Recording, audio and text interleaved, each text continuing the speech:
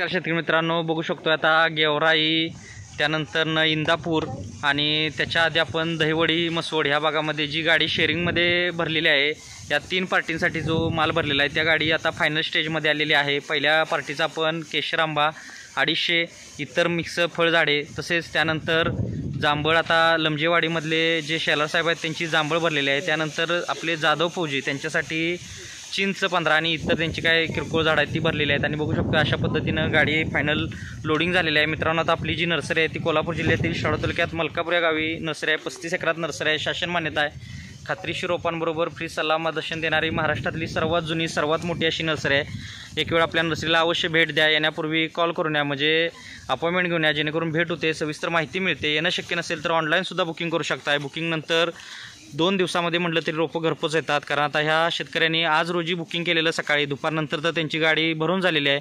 उद्या ह्या वेळेपर्यंत तिन्ही पार्ट्यांना माल पोच होत असतोय।